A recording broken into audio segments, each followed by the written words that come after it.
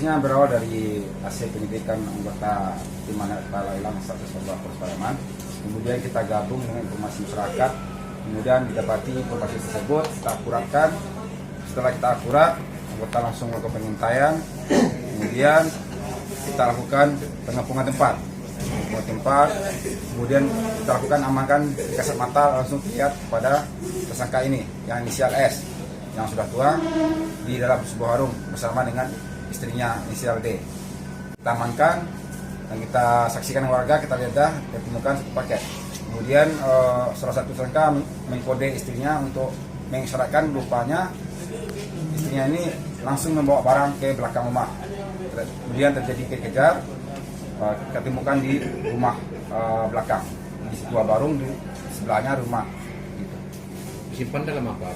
Disimpan dalam plastik di dalam lemari. Jadi untuk paketnya ada 20 paket paket yang kecil dan 8 paket sedang. Jadi semua paket ada 28 paket yang sudah dipaketkan. Dan harganya bervariasi, ada yang 150, ada yang 200, ada yang 100. Alasan mereka berjualan narkoba apa katanya? Yang pertama faktor ekonomi, nah, kemudian yang kedua memang pengaruh lama juga karena dulunya pernah pakai jual, akhirnya untuk stok dijual aja lagi dengan faktor ekonomi. Kalau yang istrinya juga pemakai? Istrinya tidak, hanya sekedar membantu aja suami istri melancarkan usaha.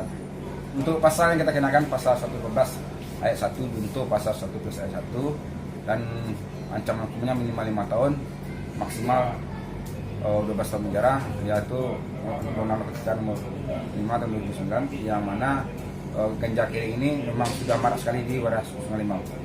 Pesan Kapolres tetap lakukan cegah, tangkal, dan ungkap kasus narkoba.